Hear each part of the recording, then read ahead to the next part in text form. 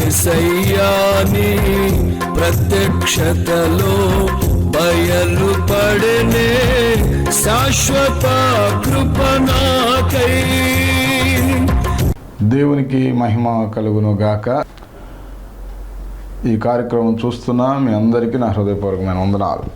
పరిశుద్ధ గ్రంథంలో నుండి యోహాను సువార్త 11వ అధ్యాయము 43వ వచనం. ఆయన అలాగ చెప్పి లాజరు బయటికి రమ్మని బిగ్గరగా చెప్పగా, చనిపోయిన వాడు కాళ్ళు చేతులు ప్రేత వస్త్రములతో కట్టబడిన వాడై వెలుపలికి వచ్చెను. అతని ముఖమునకు రుమాలు కట్టి ఉండెను. అంతట యేసు, మీరు అతని కట్లు విప్పి పోనీయుడని వారితో చెప్పాను. చిన్న ప్రార్థన. మహోన్నతుడైన తండ్రి, కృప కలిగిన దేవా, నీ ఘనమైన నామమును బట్టి మీకు స్తోత్రాలు చెల్లించుకుంటున్నాం. ఈ వాక్యము ద్వారా అనేక మంది ఆశీర్వదించబడినట్లుగా చదవబడిన లేఖన భాగంలో నుంచి మాతో మాట్లాడి బలపరచమని, మహిమ మీరు పొందుకొనమని యేసు నామములో అడిగి స్తుతించి గణపరిచి వేడుకొస్తున్నాము తండ్రి, ఆమేన్. ఇక్కడ మరియా, మార్తా, లాజరు ఈ కుటుంబంలో ఎక్కువ యేసు ప్రభు వారిని ప్రేమించిన రీతిని అక్కడ మనకు కనపడుతూ ఉంటుంది. కుటుంబం అంతటినీ కూడా మరి యేసు ప్రభు ప్రేమించాడు. అంతేకాదు ఎక్కువ సార్లు ఆ బేతనియా గ్రామంలో మరి యేసు ప్రభు అక్కడ వారి గృహంలో ఆతిథ్యం తీసుకున్న సందర్భాలు కూడా మనకు కనపడుతూ ఉంటాయి. అయితే ఈ లాజరు అనే వ్యక్తి రోగి ఉన్నప్పుడు యేసు ప్రభుకి కబురు పెట్టడం జరిగింది. ఆ తర్వాత ఆయన ఇంకా అక్కడే ఉండి పరిచర్లో అలాగే ఉండటం జరిగింది. ఈలోపు ఆలస్యం అయ్యేసరికి యేసు ప్రభు ఇంకా రాలేదు. 2 రోజులు అక్కడే ఉండిపోయినప్పుడు ఈలోపు లాజరు చనిపోవటం జరిగింది. చనిపోయిన తర్వాత సమాధి కూడా చేసేశారు. సమాధి చేసిన తర్వాత 4వ రోజున యేసు ప్రభు ఆ గృహాన్ని దర్శించడానికి, వారిని పరామర్శించడానికి రావటం జరిగింది. అప్పుడు లాజరు యొక్క సహోదరి అయిన మార్త ఏమంటుందంటే, ప్రభువా, నీవు ఇక్కడ ఉంటే నా తమ్ముడు చనిపోయేవాడు కాదు అని మాట్లాడడం జరిగింది. ఆ తర్వాత మరియ కూడా ఏముంటుందంటే, మరియా యేసు ప్రభుని సమీపించిన విధానం, మార్త యేసు ప్రభుని సమీపించిన విధానం కూడా కొంచెం వ్యత్యాసం మనకు అక్కడ కనబడుతుంది. మార్త ఏమో యేసు ప్రభుతో మాట్లాడటం జరిగింది మామూలుగా. కానీ మరియ అలా కాదు. ఇక్కడ యేసు ప్రభు ఆయన వచ్చాడని తెలవగానే ఆమె చుట్టూ కూడా అనేక మంది ఓదారుస్తూ ఉన్నారు. బంధువులు, రక్త సంబంధులు అందరూ వచ్చి మరియను ఓదారుస్తూ ఉన్న సందర్భంలో ఆమె త్వరగా అక్కడి నుండి లేచి యేసు ప్రభు దగ్గరికి వెళుతూ ఉంది. కానీ అక్కడున్న బంధువులు అందరూ అనుకున్నారు, సమాధి దగ్గరికి తన తమ్ముడు గుర్తొచ్చి ఉంటాడు, అందుకని సమాధి దగ్గరకు ఏడవటానికి వెళుతుందని వారు బంధువులందరూ కూడా వెనకాల రావటం జరిగింది. కానీ ఇక్కడ యేసు ప్రభుని ఎదుర్కొని ఆయన రావటం ఆయన పాదాల మీద పడిపోవటం జరిగింది. పాదముల మీద పడి అప్పుడు, ప్రభువా, నీవిక్కడ ఉండిన ఎడల నా సహోదరుడు చావకుండును అనేను. ఆమె ఏడుస్తూ ప్రభువా అని పాదాల మీద పడిపోయి, నీవిక్కడ ఉంటే నా తమ్ముడు చనిపోయేవాడు కాదు ప్రభువా అని ఆమె ఏడుస్తూ ఆయన పాదాలు పట్టుకుందనమాట. అప్పుడు ఆమె ఏడవటమును, బంధువులు ఏడవటం చూసి యేసు ప్రభు కన్నీళ్లు విడిచెను అని రాయబడి ఉంది. యేసు ప్రభు ఆత్మలో మూలుగాడు అని రాయబడి ఉంది. అంటే ఆ మరి యొక్క బాధను చూసి, అంటే అప్పుడు ఆ చుట్టుపక్కల వారు కూడా వాళ్ళు ఏమనుకున్నారంటే, యూదులందరూ కూడా యేసు ప్రభు లాజరును ఎంతగా ప్రేమించాడో చూడండి అని. ఆయన ప్రేమ ఎంత గొప్పదంటే, యేసు ప్రభు ప్రేమ ఏమండి, మనం బాధపడుతూ ఉంటే ఆయన చూస్తూ ఉండే వ్యక్తి కానే కాదు. ఆయన మన బాధల్లో, మన శ్రమల్లో సహానుభవుడు అని దేవుని వాక్యము సెలవిస్తూ ఉంది. దేవునికి మహిమ కలుగును గాక. హల్లెలూయా. అయితే ఎప్పుడైతే అలా బాధపడుతూ ఆత్మలో మూలుగుచ్చు, ఆ తర్వాత ఎక్కడ లాజరును ఎక్కడ సమాధి చేశారు అని అడిగినప్పుడు వాళ్ళు ఆ సమాధి ఉన్న ప్రాంతానికి యేసు ప్రభుని తీసుకువెళ్ళారు, చూపించారు. అయ్యా ఇదిగో ఇక్కడే పెట్టామంటే అప్పుడు యేసు ప్రభు ఆ సమాధికి ఉన్న రాయిని తొలగించమని చెప్పడం జరుగుతుంది. అయితే మార్త అంటది, అయ్యా వాసన కొడతారు, 4 రోజులు అయిపోయిందయ్యా సమాధి చేసి వాసన కొడతారు అన్నప్పుడు అక్కడ మనం గమనించినట్లయితే, మార్త నీవు నమ్మిన ఎడల దేవుని మహిమను చూస్తావు అని నీతో చెప్పలేదా?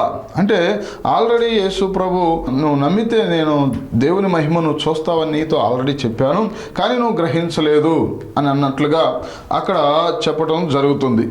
అయితే వెంటనే ఆ మాట చెప్పిన తర్వాత చనిపోయిన ఆ లాజరుని ఏమని పిలుస్తాడంటే, లాజరు నువ్వు బయటికి రా అని చెప్పటం జరుగుతుంది. దేవునికి మహిమ కలుగును గాక. ఇక్కడ మనం గమనించినట్లయితే యేసు ప్రభు ఇంకా ఆలస్యం ఎందుకు చేశాడు అని అంటే, మరి దీనికోసమే ఆలస్యం చేశాడు. ఒకవేళ నీ కుటుంబంలో కూడా సమస్యలు ఇంకా తొలగిపోవట్లేదు, ఈ నూతన సంవత్సరం వచ్చింది అయినా ఇంకా బాధలు తొలగిపోవట్లేదు, ఇంకా ఆశలన్నీ కూడా అడియాశలుగా మారినాయి, పరిస్థితులన్నీ కూడా చేజారిపోతూ ఉన్నాయి అని అనుకుంటున్నామేమో. అయితే ఈరోజు దేవుడు నీతో మాట్లాడుతూ ఉన్నాడు. ఆయన ఆలస్యం చేసేది మరింత ఉన్నతమైన స్థితిలో, మనం ఊహించని స్థితిలో ఆయన అద్భుతం చేయటానికే, ఆశ్చర్యకరమైన, ఎందుకంటే ఆయన ఏదైనా చేయగలిగిన శక్తిమంతుడు, బలవంతుడు, నమ్మదగిన దేవుడు గనుక.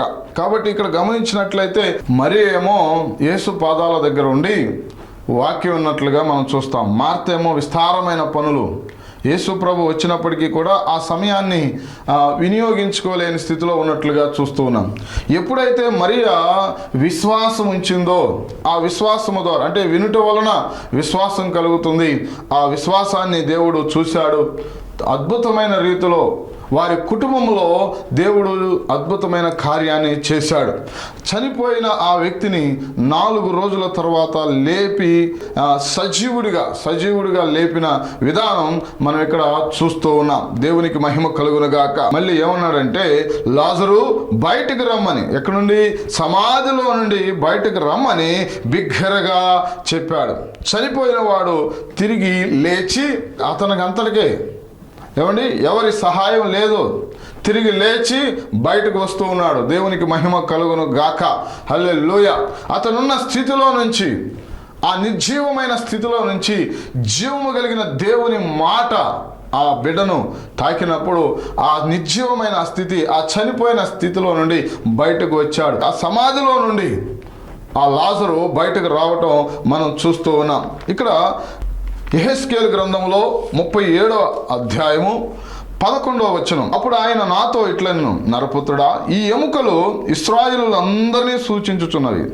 వారు మన ఎముకలు ఎండిపోయెను, మన ఆశ విఫలమాయెను, మనము నాశనమైపోతిమి అని అనుకొనుచున్నారు. కాబట్టి ప్రవచనమెత్తి వారితో ఇట్లనుము, ప్రభువగు యెహోవా సెలవిచ్చినదేమనగా, నా ప్రజలారా, మీరున్న సమాధులను నేను తెరచెదను, సమాధులలో నుండి మిమ్మను బయటికి రప్పించి ఇశ్రాయేలు దేశంలోనికి తోడుకుని వచ్చేదను.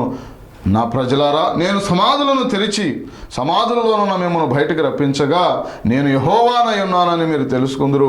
మీరు బ్రతుకున్నట్లు నా ఆత్మను మీలో ఉంచి మీ దేశములో మిమ్మల్ని నివసింపజేసేదను. యెహోవానగు నేను మాట ఇచ్చి దానిని నెరవేర్తునని మీరు తెలుసుకుందురు. ఇదే యెహోవా వాక్కు. దేవునికి మహిమ కలుగును గాక. ఇక్కడ మనం గ్రహించినట్లయితే ఎండిపోయిన ఎముకల లోయలో ఉన్న దర్శనాన్ని యెహెజ్కేలు చూచిన తర్వాత యెహెజ్కేలు వాటితో ఆ దర్శనంలో ఆ ఎముకలన్నీ కూడా మహాసైన్యముగా, చర్మము, మాంసం అన్నీ కూడా వచ్చి జీవాత్మ నలుదిక్కుల నుండి వచ్చి వారు మహాసైన్యముగా నిలిచి ఉండటం, ఆ దర్శనం అంతా కూడా చూసిన తర్వాత యెహెజ్కేలుతో దేవుడు మాట్లాడుతున్న మాట, ఈ దర్శనము యొక్క భావం, ఆ ఎముకలు ఎవరిని సూచిస్తున్నాయి? ఎండిపోయిన ఎముకలు అంటే ఇశ్రాయేలీలను సూచిస్తున్నాయి అంటున్నాడు. అప్పటికి ఇశ్రాయేలీలు ఎక్కడ ఉన్నారు అంటే చెరలో ఉన్నారండి. యెహెజ్కేలు గ్రంథము చెరలో రాయబడిన గ్రంథంగా మనం చూస్తాం. అయితే వీళ్ళు 70 సంవత్సరాల చెరలోనికి వెళ్ళినప్పుడు చాలా వారి జీవితము ఎలా అయిపోయింది అంటే, నెబుకద్నెజరు రాజు వచ్చి ఇశ్రాయేలు దేశం నుండి వారందరినీ కూడా బబులోను చెరలోనికి తీసుకువెళ్ళటం జరిగింది. తీసుకువెళ్ళిన తర్వాత వారిని చాలా హింసలు పెట్టడం కూడా జరిగింది. అంతేకాదు ఇక్కడికి వచ్చి యవనులను ఖడ్గము చేత చంపివేయటం, అంతేకాదు ఆ మందిరాన్ని అంతటిని పడగొట్టడం, ఆ తర్వాత ఆ ప్రాకారాలను పడగొట్టడం, ఇదంతా కూడా వారి జీవితం అంతా కూడా ఎలా అయిపోయింది అంటే ఇక మా జీవితం అయిపోయింది, ఇశ్రాయేలు యొక్క జీవితం అంతా కూడా నాశనం అయిపోయింది అదే అనుకుంటున్నారు. వాళ్ళందరూ కూడా ఏమనుకుంటున్నారంటే మన ఎముకలు ఎండిపోయానో, మన ఆశ విఫలం అయిపోయింది, ఇక మనకు భవిష్యత్తు లేదు, మనం నాశనం అయిపోయాం అని అనుకుంటున్న సందర్భంలో దేవుడు ఎముకల లోయ ద్వారా, ఈ దర్శనము ద్వారా ఈ పరిస్థితిని బట్టి, ఎండిపోయిన ఎముకలను బట్టి వారితో మాట్లాడమని యెహెజ్కేలుతో చెప్తూ ఉన్న మాట అండి. ఈ ఎండిపోయిన ఎముకలు ఇశ్రాయేలీయులందరినీ కూడా సూచిస్తున్నాయి. వాళ్ళు ఏమనుకుంటున్నారంటే వాళ్ళున్న స్థితిని బట్టి, వాళ్ళున్న పరిస్థితిని బట్టి, వాళ్ళు ఎదుర్కొంటున్న ఈ సిచ్యువేషన్ అంతటిని బట్టి కూడా వాళ్ళు ఏమనుకుంటున్నారంటే మన ఆశ విఫలం అయిపోయింది, మనం నాశనం అయిపోయాం, మన ఎముకలు ఎండిపోయినాయి, ఇక నిరీక్షణ లేదు, ఏమీ లేదు. ఇక అంటే ఇక్కడ సమాధి అనే మాట, మీరున్న సమాధుల్లో నుంచి నేను బయటకు రప్పిస్తానంటే ఈ సమాధి అనే మాట దేనికి సూచిస్తుందంటే వీళ్ళ ఆశలన్నీ కూడా నిరాశలైపోయినాయి, వీళ్ళ జీవితం చిందరవందరైపోయింది, వీళ్ళ జీవితాల్లో ఆశలు లేవు, వాళ్ళకి భవిష్యత్తు మీద ఆలోచనలు లేవు. ఇప్పుడు వారు ఉన్న దేశంలో లేరు, వేరే దేశానికి చెరగా కొనిపోబడ్డారు, అక్కడ బానిసలుగా ఉంటున్నారు. వాళ్ళు కొంతమందిని అక్కడ నపుంసకులుగా చేసేసారు యవనస్తులను. ఇలాంటి పరిస్థితుల మధ్యలో ఇంకా వారికి ఆశ, భవిష్యత్తు మీద ఇంకా ఏం ఆలోచన ఉంటుంది, అందుకనే వారి స్థితి కూడా అలాగే అయిపోయింది. అలాంటి పరిస్థితుల్లో ఇక్కడ ఈ ఎముకల లోయ ద్వారా దేవుడు మాట్లాడుతూ వారితో అంటున్నాడు, మీ ఆశ విఫలమై ఉండవచ్చు, మీరు నాశనమైపోయామని అనుకుంటున్నారు, కానీ ఇక్కడ నా ప్రజలారా అని చెప్పి మీరున్న సమాధులను నేను తెరిచెదను, మీరున్న సమాధులను నేను తెరిచెదను. అంటే వీళ్ళు నిజంగా మనం భౌతికంగా మనం ఆలోచన చేసిన రీతిగా వాళ్ళు సమాధుల్లో ఉన్నారంటే కాదు, కానీ వారు ఇంకా ఆశ లేని స్థితిలో, ఇంకా సమాధి అంటే ఇంకా జీవం లేని స్థితిలో, పరిస్థితులన్నీ కూడా వ్యతిరేకంగా ఉన్న స్థితిలో వారు ఉన్నారు. అలాంటి పరిస్థితుల మధ్యలో నుండి దేవుడు అంటున్నాడు, మీరున్న సమాధులు, మీరున్న పరిస్థితులు, మీరున్న ఆ భయంకరమైన స్థితిలో నుంచి, అంటే ఇశ్రాయేలీయులేమో చెరలో వారు ఉన్నారు, ఆ సమాధుల్లో నుంచి ఆయన ఏమంటున్నాడంటే మిమ్మల్ని బయటకు రప్పిస్తాను. అంతేకాదు ఆ సమాధుల్లో నుంచి బయటకు రప్పించి నేను మళ్ళీ ఇశ్రాయేలు దేశంలోనికి మిమ్మల్ని నేను తోడుకుని వెళతాను అని 37:12 వచనంలో మనం చూస్తూ ఉన్న యెహెజ్కేలు గ్రంథం.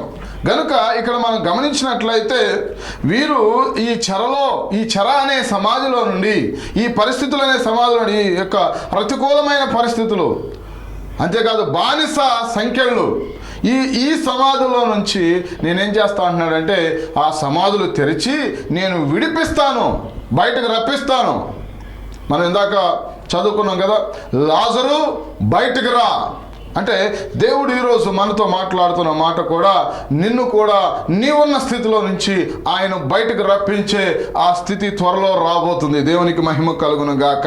ఇక్కడ అదే అంటున్నాడు, మీరున్న పరిస్థితుల్లో నుంచి, మీరున్న ఈ దేశంలో నుండి మళ్ళీ తిరిగి మీ సొంత దేశమైన ఇశ్రాయేలు దేశంలోనికి నేను మిమ్మల్ని తోడుకొని వస్తాను. నా ప్రజలారా, నేను మిమ్మల్ని సమాధులు తెరిచి బయటకు రప్పించగా నేను యెహోవానై ఉన్నానని మీరు తెలుసుకుంటారు, మీరు బ్రతుకున్నట్లుగా నా ఆత్మ మీలో ఉంచుతాను. దేవునికి మహిమ కలుగును గాక. హల్లెలూయా. ఆయన తన బిడ్డలను ఏ స్థితిలో ఉన్నప్పటికీ కూడా, అది సమాధి లాంటి స్థితి అయినప్పటికీ కూడా, సమాధి అంటే ఏముంటుందండి, ఇంకా ఆశ లేదు, ఇంకా బతుకుతారని ఆశ లేదు కాబట్టే మనం తీసుకెళ్ళి సమాధిలో పెడతాం. అంటే ఇక చనిపోయారు కాబట్టే అదే స్థితి, అంతే అదే ఆ పరిస్థితుల మధ్యలో ఇక భవిష్యత్తు మీద ఆశ లేదు, ఇక నాశనం అయిపోయాం అనుకుని ఉంటున్న ఈ ఇశ్రాయేలు జీవితంలో ఎలాగైతే దేవుడు చెప్తున్నాడు, అలాగే ఈరోజు మనతో మాట్లాడుతున్న మాట కూడా అదే. నువ్వు ఏ స్థితిలో అయినా ఉండవచ్చు, నువ్వు ఏ పరిస్థితిలోనా, సమాధి లాంటి స్థితిలో ఉన్నప్పటికీ కూడా దేవుడు నీ సమాధి తెరిచి నిన్ను బయటకు రప్పించి నిన్ను ఉన్నతమైన స్థితిలో, దేవుడు నిలబెట్టబోతున్నాడు. నీ పట్ల దేవుడికున్న ప్రణాళిక నెరవేర్చబోతున్నాడు. వీళ్ళ పట్ల ఏంటి ప్రణాళిక? మళ్ళీ తిరిగి 70 సంవత్సరాల తర్వాత వారిని ఇశ్రాయేలు దేశానికి తీసుకువెళ్ళాడు. అక్కడ మొత్తము కూడా పట్టణం అంతా కూడా నాశనం చేయబడింది. పట్టణంలో ఉన్న గృహాలు నాశనం అయిపోయినాయి, మందిరం నాశనం అయిపోయింది. అన్నీ కూడా నాశనం అయిపోయిన పరిస్థితుల మధ్యలో ఆరాధన లేదు, ఏమీ లేదు. అలాంటి పరిస్థితుల మధ్యలో మళ్ళీ తిరిగి వారి జీవితంలో దేవుడు ఆ కార్యాన్ని చేశాడు. వారున్న సమాధిలో నుంచి బయటకు తీసుకొచ్చాడు. అంటే వారున్న చెరలో నుండి విడిపించాడు. 126వ కీర్తనలో మనం చదువుతామండి. 126వ కీర్తన మొదటి వచనం అండి. సియోనుకు తిరిగి వచ్చిన వారిని యెహోవా చెరలో నుండి రప్పించినప్పుడు మనము కలకనిన వారి వలె ఉంటిమి. మన నోటి నిండా నవ్వుండెను, మన నాలుక ఆనందగానముతో నిండి ఉండెను. అప్పుడు యెహోవా వీరి కొరకు గొప్ప కార్యములు చేసినని అన్ని జనులు చెప్పుకొని, యెహోవా మన కొరకు గొప్ప కార్యములు చేసి ఉన్నాడు, మనము సంతోషభరితులమైతిమి. దేవునికి మహిమ కలుగును గాక. హల్లెలూయా. ఇక్కడ గమనించండి ప్రియులారా, ఇక్కడ వారు ఆ చెరలో నుండి విడిపించబడినప్పుడు, ఆ చెర అనే సమాధిలో నుండి విడిపించబడినప్పుడు వారు అనుకుంటున్నారు, యెహోవా మనల్ని చెరలో నుండి బయటకు రప్పించినప్పుడు కలకనిన వారి వలె ఉంటమే. నిజంగానే, ఎందుకంటే వారు అనుకున్నారు ఇంకా మన భవిష్యత్తు లేదు, మన ఆశలు లేవు, మనం నాశనం అయిపోయాం, మనం సమాధి లాంటి స్థితిలో ఉండిపోయాం, మన ఎముకలు ఎండిపోయినాయి అని అనుకుంటున్న వారిని దేవుడు ఏం చేశాడంటే విడిపించాడు. ఆ సమాధుల్లో నుంచి బయటకు రప్పించినప్పుడు వాళ్ళు అనుకుంటున్నారు, మనం కలకనిన వారి వలె ఉంటమే, మన నోటి నిండా నవ్వుండెనో, మన నాలుక ఆనందగానముతో నిండినను అని చెప్పి వారందరూ కూడా ఇది కళా నిజమా అనే రీతిలో వారి జీవితాల్లో దేవుడు కార్యము చేసినప్పుడు ప్రభువును స్తుతిస్తూ రాసిన కీర్తన. యెహోవా మన కొరకు గొప్ప కార్యములు చేసి ఉన్నాడు, మనము సంతోష భరితులమైతిమి. వారి కన్నీరు నాట్యమైన రోజండి. వారి కన్నీళ్లు విడుచుతూ, అందుకని అంటారు, ఇదే కీర్తన అంటారు, కన్నీళ్లు విడుచుతూ విత్తువాడు సంతోష గానముతో పంట కోస్తారు. దేవునికి మహిమ కలుగును గాక. అంటే మన కన్నీటిని ఆయన వ్యర్థం చేసే దేవుడు కాదండి. దేవుని సన్నిధిలో కార్చిన కన్నీరు, దేవుని పాదాలు పట్టుకొని ఆ మరియ ఏ రీతిగా అయితే దేవుని సన్నిధిలో కన్నీరు కార్చిందో, ఆమె ఏడవటం చూసి యేసు ప్రభు కూడా కన్నీళ్లు విడిచాడు. కాబట్టి ఇక్కడ మనం గమనించినట్లయితే మనం ఉన్న పరిస్థితుల్లో నుండి ఆయన బయటకు రప్పిస్తాడు. మన కుటుంబాల పట్ల, మరియా మార్త వారి కుటుంబం పట్ల దేవుడు కలిగి ఉన్న ప్రణాళిక కూడా నెరవేర్చబడినప్పుడు దేవుడు వారి కుటుంబం ద్వారా దేవుడు చేసిన కార్యం ఏ రీతిగా అయితే వారి సమాధిలోంచి బయటకు తీసుకువచ్చాడో, ఆ సమాధిలో నుంచి బయటకు తీసుకువచ్చినప్పుడు లాజరును బయటకు నడిపించినప్పుడు ఇక్కడ కూడా చూడండి ఏం జరిగిందో. యోహాను సువార్త 11:45 కాబట్టి మరియ వద్దకు వచ్చి ఆయన చేసిన కార్యమును చూచిన యూదులలో అనేకులు ఆయన యందు విశ్వాసముంచిరి. ఇక్కడ రాయబడి ఉంది, మరియ వద్దకు వచ్చి ఆయన చేసిన కార్యములు చూసిన వారు, అంటే ఈ కుటుంబంలో దేవుడు చేసిన కార్యము ద్వారా యూదులలో అనేకులు యేసు ప్రభువునందు విశ్వాసం ఉంచడం మనం చూస్తూ ఉన్నాం. దేవునికి మహిమ కలుగును గాక. హల్లెలూయా. అంతేకాదు యోహాను సువార్త 12:10 కూడా, అతనిని బట్టి యూదులలో అనేకులు తమ వారిని విడిచి యేసునందు విశ్వాసం ఉంచిరి. చూడండి ఇక్కడ గమనించండి, అతనిని బట్టి యూదులలో అనేకులు తమ వారిని విడిచి, ఎవరిని బట్టి అంటే లాజరును బట్టి. ఎందుకంటే చనిపోయిన తర్వాత సమాధిలో ఉంచి 4వ రోజున లాజరును దేవుడు తిరిగి లేపినట్లుగా మనం చూస్తూ ఉన్నాం. అందుకని ఆ వాడలా కూడా ఆ ప్రాంతం అంతా కూడా ఈ వార్త వ్యాపించింది. అందుకని అనేక మంది జనులు ఆయనను చూస్తానికి వచ్చేసారు. 9వ వచనంలో ఎవరిని? లాజరును చూడటానికి యేసుని కూడా. చూడండి 9వ వచనం, కాబట్టి యూదులలో సామాన్య జనులు ఆయన అక్కడ ఉన్నాడని తెలుసుకొని యేసును చూచుటకు మాత్రమే కాక మృతులలో నుండి ఆయన లేపిన లాజరును కూడా చూడవచ్చిరి. దేవునికి మహిమ కలుగును గాక. ఎప్పుడైతే ఈ మృతులలో నుండి లేపబడిన లాజరుని చూశారో, యేసు ప్రభును చూశారంట, ఆ తర్వాత లాజరును కూడా చూశారంట. ఈ లాజరును చూసిన వారు అనేక మంది యూదులలో తమ వారిని విడిచి, వారికున్న కట్లన్నీ తెంచబడి, వారికున్న కుల మత రాజకీయ కట్లన్నీ కూడా, దేశ కట్లన్నీ కూడా అన్ని కట్లు తెంచబడి వారు యూదులలో అనేకులు తమ వారిని విడిచి యేసునందు విశ్వాసం ఉంచారు. ఈ కుటుంబాన్ని దేవుడు ఆ రీతిగా నిలబెట్టాడు. అలాగే నీ కుటుంబాన్ని కూడా నిలబెట్టగలిగిన సమర్థుడు ఆ యేసుక్రీస్తు ప్రభు. కాబట్టి ఇక్కడ నువ్వు ఏ స్థితిలో ఉన్నావో, ఈ యొక్క వాక్యం వింటున్న ప్రియ సహోదరి సహోదరుడా, నువ్వు ఏ స్థితిలో ఉన్నావో, ఎలాంటి పరిస్థితుల్లో నువ్వు ఉన్నావో, ఒకవేళ సమాధి లాంటి స్థితి, ఇక ఆశలు లేవు, ఇక వేరే మార్గం ఏది కనిపించట్లేదు, ఇంకా నా జీవితం ఇలా అయిపోవాల్సిందే అని నిర్జీవమైన స్థితిలో, లేకపోతే పరిస్థితులన్నీ వ్యతిరేకమైన స్థితిలో అని నువ్వు బాధపడుతూ ఉన్నావేమో, నీకు ఒక శుభవార్త. యేసు ప్రభువు నందు విశ్వాసం ఉంచినట్లయితే, ఆయన సన్నిధిలో చిన్న ప్రార్థన, నువ్వు చేసిన ఆ చిన్న కన్నీటి ప్రార్థన, అదిగో మరి ఎప్పుడైతే ఆయన పాదాలు పట్టుకుని ఏడ్చి ప్రార్థన చేసిందో వెంటనే యేసు ప్రభు అన్నాడు, అతనిని ఎక్కడ ఉంచారు అంటే, ఎప్పుడైతే ఆ ప్రార్థన జరిగిందో వెంటనే దేవుడు కార్యం చేయటం మనం చూస్తూ ఉన్నాం. అలాగే ఈ వాక్యం వింటున్న నీవు కూడా, నీవు దేవుని సన్నిధిలో చేసిన ప్రార్థన ద్వారా దేవుడు నీ జీవితాన్ని మలుపు తిప్పబోతున్నాడు. నీవున్న సమాధిలోంచి బయటకు రప్పించబోతున్నాడు. నీ ఆశలు విఫలమైపోయినాయి అనుకున్నావు కదా, ఆ ఆశలను మళ్ళీ తిరిగి చిగురింప చేయబోతూ ఉన్నాడు. ఆ ఆశలలో మళ్ళీ ఇంకా జీవాన్ని పోయిపోతూ ఉన్నాడు. నిరాశ నిస్పృహ మధ్యలో ఉన్న కృంగిపోతున్న ప్రియ సహోదరి సహోదరుడా, దేవుడు నీతో మాట్లాడుతూ ఉన్నాడు. ఈ కుటుంబానికి ఒకవేళ లాజరు రోగి ఉన్నప్పుడు బాగు చేస్తే అంతగా ఈ కుటుంబం మీద ప్రభావం ఉండేది కాదేమో, అంటే ఈ కుటుంబం ద్వారా అనేక మంది రక్షించబడేవారు కాదేమో. దేవుడు నీ కుటుంబాన్ని ఆ రీతిగా ఎంచుకుని ఉండవచ్చు. దేవుడు అనేక మందికి ఆశీర్వాదకరంగా నీ కుటుంబాన్ని నిలబెట్టాలని ఆయన నిన్ను ఈ రీతిగా ఈ శ్రమల మార్గంలో, ఈ పరిస్థితుల మధ్యలో నిన్ను నడిపిస్తున్నాడేమో. చిన్న ప్రార్థన నువ్వు చేస్తే దేవుడు కార్యం చేయటానికి సిద్ధముగా ఉన్నాడు. మరియ యేసు పాదాలు పట్టుకుని ప్రార్థన చేసినప్పుడు వెంటనే లాజరుని సమాధిలో రప్పించాడు. అలాగే ఇశ్రాయేలీయులు బబులోను అనే చెర, అంటే అదే సమాధిలో ఉన్నప్పుడు అంటున్నాడు, ఎండిపోయిన ఎముకల దర్శనము ద్వారా యెహెజ్కేలుతో ప్రవచనం ఎత్తి మాట్లాడుతూ అదిగో ఈరోజు దేవుడు నీతో మాట్లాడుతున్నాడు. దేవునికి మహిమ కలుగును గాక. మీరున్న సమాధులను నేను తెరుస్తాను, సమాధుల్లో నుంచి బయటకు రప్పిస్తాను అంటున్నాడు. లాజరు బయటకు రా. అలాగే దేవుడు నీ జీవితంలో కూడా నిన్ను కూడా అంటున్నాడు, నీవున్న స్థితిలో నుంచి నేను బయటకు నడిపించగలిగిన సమర్థుడిని, నీవున్న పరిస్థితుల్లో నుంచి నేను బయటకు తీసుకుని వస్తా. అంతేకాదు సమాధులను తెరిచి సమాధుల్లోంచి బయటకు రప్పించినప్పుడు నేనే యెహోవానై ఉన్నానని, నేనే నిజమైన దేవుడినని నువ్వు తెలుసుకొనబోతున్నావు. దేవునికి మహిమ కలుగును గాక. నీవు బ్రతుకున్నట్లుగా నా ఆత్మ నీలో ఉంచుతాను. దేవునికి మహిమ కలుగును గాక. ఆయన పరిశుద్ధాత్మతో నిన్ను నింపినప్పుడు అనేక మందికి బూది గంతముల వరకు సాక్షార్థమై దేవుడు నిన్ను వాడుకోబోతూ ఉన్నాడు. దేవునికి మహిమ కలుగును గాక. లాజరు కుటుంబాన్ని కూడా అలాగే వాడుకున్నాడు. యూదులైన తమ బంధువులు, రక్త సంబంధులైన యూదులైన వారందరినీ కూడా రక్షించడానికి లాజరు కుటుంబాన్ని దేవుడు నిలబెట్టాడు. దేవునికి మహిమ కలుగును గాక. హల్లెలూయా.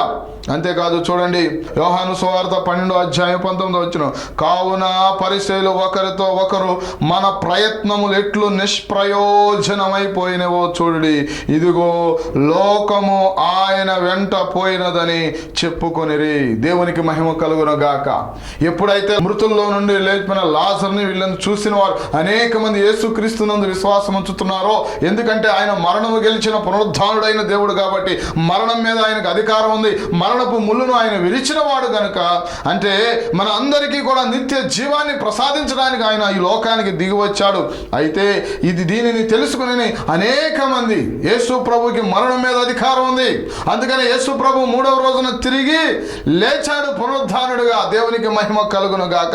అదే రీతిలో ఆయన యందు విశ్వాసం ఉంచిన వాడు కూడా తిరిగి లేపబడతాడని దేవుని లేఖనం చెప్పబడుతున్నది.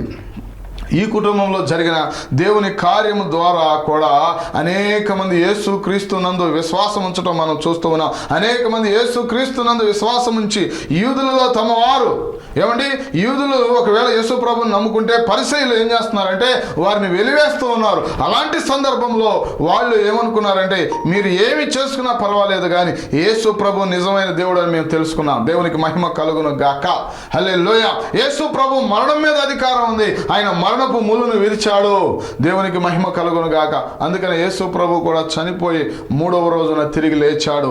దేవునికి మహిమ కలుగును గాక. కాబట్టి ఈ మాటలు వింటున్న ప్రియ సహోదరి సహోదరుడా, నీ కుటుంబాన్ని కూడా లాజరు కుటుంబం వలె అనేక మందికి ఆశీర్వాదకరంగా ఆయన నీవున్న పరిస్థితుల్లోంచి బయటకు రప్పించినప్పుడు, నీవున్న స్థితిలోంచి బయటకు రప్పించినప్పుడు అనేక మందికి నేను ఆశీర్వాదకరంగా నిలబెట్టబోతున్నాడు. నీ కుటుంబాన్ని ఆ రీతిగా నిలబెట్టుకోబోతున్నాడు. నీ ద్వారా అనేక మంది ప్రభు వైపు తిప్పబడబోతున్నారు. అలాంటి అద్భుతమైన దేవుని కృపను నీవు ఈ యొక్క వాక్యము ద్వారా, ఈ మాటల ద్వారా దేవుడు నీకు ఇచ్చే ఆ యొక్క అద్భుతమైన కృపతో నువ్వు తప్పనిసరిగా నీవు నీ కుటుంబం ఆశీర్వదించబడబోతుందని విశ్వాసంతో చిన్న ప్రార్థన మరేలాగా ఆయన పాదాల పట్టుకొని చేయగలిగితే దేవుడు కార్యం చేయడానికి సిద్ధంగా ఉన్నాడు. నీవున్న స్థితిలో నుంచి దేవుడు నిన్ను బయటకు రప్పించబోతున్నాడు. దేవుడు నిన్ను అద్భుతమైన రీతిలో వాడుకోబోతున్నాడు.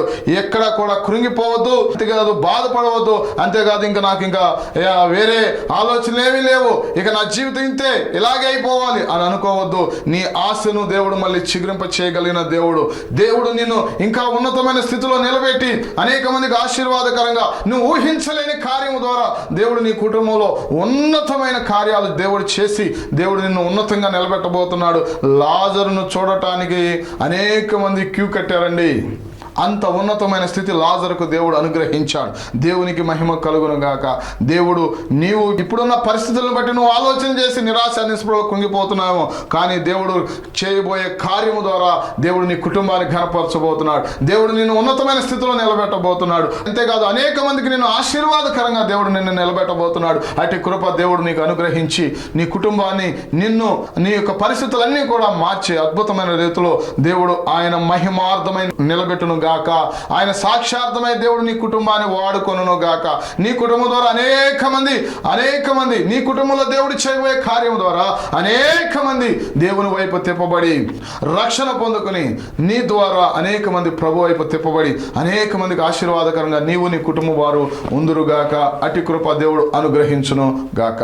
ఆమేన్. ప్రార్థన చేసుకుందాం. మహోన్నతుడైన తండ్రి, కృప కలిగిన దేవా, నీ ఘనమైన అద్వితీయమైన అతి శ్రేష్టమైన నామను బట్టి వందనాలు. ఈ వాక్యము ద్వారా అనేక మందిని దర్శించండి, బలపరచండి. పరిస్థితులు ఎలా ఉన్నప్పటికీ కూడా, వారి ఆశలు విఫలమైపోయినప్పటికీ కూడా నాయనా తండ్రి, మళ్ళీ తిరిగి వారి ఆశలను చిగురింపజేసి వారి జీవితంలో కార్యం చేస్తా అంటున్నావు. లాజరు కుటుంబంలో ఎలా చేశావో, ఇశ్రాయేలీయుల జీవితంలో ఎలా చేశావో, వారి నోటి నిండా నవ్వుతో, అంతేకాదు నాయన ఇది కళ అది నిజమా అనేటట్లుగా వారు ఏ రీతిగా అయితే నిన్ను ఘనపరిచారో, కన్నీటితో విత్తువాడు సంతోష గానములు చేయొచ్చు పనులు మోసుకుని వస్తాడంటున్నావు నాయన. అదే రీతిగా వారి జీవితాల్లో జరిగినాయి. అలాగే ఈ ప్రార్థనలో ఏకీభవిస్తున్న ప్రతి ఒక్కరిని కూడా, కన్నీరు కాస్తున్న బిడ్డలను ప్రభా నీ పాదములు పట్టుకుని ప్రార్థిస్తున్న ప్రతి ఒక్కరిని దర్శించండి, బలపరచండి. కార్యక్రమం చూస్తున్న బిడ్డలందరినీ ఆశీర్వదించండి. వారి కుటుంబాల్లో ఉన్న ప్రతి సమస్య యేసుక్రీస్తు నామములో కొట్టివేయండి. అయా గొప్ప విడుదల వారికి ప్రసాదించండి. నీ ఉన్నతమైన కార్యాలు వారి కుటుంబం పట్ల నువ్వు కలిగి ఉన్న ఉన్నతమైన ఆ ప్రణాళిక ఉద్దేశములన్నీ కూడా నువ్వు నెరవేర్చి వారి జీవితాలను మరింత అద్భుతమైన రీతిలో, వారు ఊహించిన రీతిలో మలుపు తిప్పి ఆ కుటుంబమును నీ నామ మహిమార్థమై, నీ సాక్షార్థమై వాడుకొనమని, మహిమ మీరు పొందుకొనమని యేసు నామములో అడిగి స్తుతించి గణపరిచి వేడుకుంటున్నాం మా పరమ తండ్రి. ఆమేన్. ఆమేన్. అందరికీ వందనాలు. God bless you all. నూతనంగా మరొక ద్వారం దేవుడు తెరిచాడు. అదేమిటంటే పెడలలో నూతనంగా పరిచర్య ప్రారంభించడానికి దేవుడు ద్వారం తెరిచాడు. అందుని బట్టి దేవుడికి ఎంతగానో కృతజ్ఞతాస్తుతులు, స్తోత్రాలు చెల్లిస్తున్నాను. ప్రతి ఆదివారము ఉదయం 9 గంటలకు ఆరాధన జరుగుతుంది. కావున మీకు తెలిసిన వారు ఎవరైనా మరి ఆ ప్రాంతంలో ఉన్నట్లయితే, మీ బంధువులు కానీ రక్త సంబంధులు కానీ ఎవరున్నప్పటికీ కూడా తెలియపరచండి. పెడనలో ప్రతి ఆదివారం ఉదయం 9 గంటలకు ఆరాధన జరుగుతుంది. ఈ ఆరాధనలో మాతో కలిసి ఆరాధించడానికి మీ అందరినీ ప్రేమపూర్వకంగా ఆహ్వానిస్తున్నాం. ఈ పరిచర్యలో ప్రస్తుతానికి లేళ్లగరువు, గూడూరు, వడ్లమన్నాడు ప్రాంతాలలో మరి చక్కగా దేవుని యొక్క పరిచర్య జరుగుతుంది 3 గ్రామాల్లో. మరి లేళ్లగరువు నుండి సుమారు 100 కిలోమీటర్ల దూరం మరి బాపట్ల జిల్లా కర్లపాలెం అనే గ్రామంలో దేవుడు చూపించిన దర్శనాన్ని బట్టి మరి నూతనంగా పరిచర్య ప్రారంభించడానికి దేవుడు సహాయం చేశాడు. మధ్యాహ్నం 2 గంటలకు అక్కడ ఆరాధన జరుగుతుంది. ఒకవేళ మీకు అక్కడ తెలిసిన వారు ఎవరైనా ఉంటే తెలియపరచండి. మరి అలాగే ప్రతి ఒక్కరూ కూడా ఈ పరిచర్య కోసం ప్రార్థించమని, ఈ నూతన బ్రాంచ్ ద్వారా అనేక మంది రక్షించబడినట్లుగా, ఈ పరిచర్య ఇంకను శాఖోపశాఖలుగా విస్తరించినట్లుగా మీ అందరూ ప్రార్థించవలసిందిగా ప్రభు పేరిట మనవి చేస్తూ, ఈ విషయాన్ని మీకు తెలియపరచడానికి ఎంతగానో దేవుని స్తుతిస్తూ సంతోషిస్తూ మీ అందరికీ కృతజ్ఞతలు తెలియజేస్తూ ఈ విషయం మీ ప్రార్థనలో జ్ఞాపకం చేసుకోవాల్సిందిగా ప్రభు పేరిట మనవి చేస్తూ ఉన్నాను. దేవుడు అందరికీ వందనాలు. Our address, Pastor Yehoshua Kamila, Bethelu Pradhana Mandiram, Lelagaru, Gururu Mandalam, Krishna District, Andhra Pradesh, PIN code 521366. My phone number 78427111.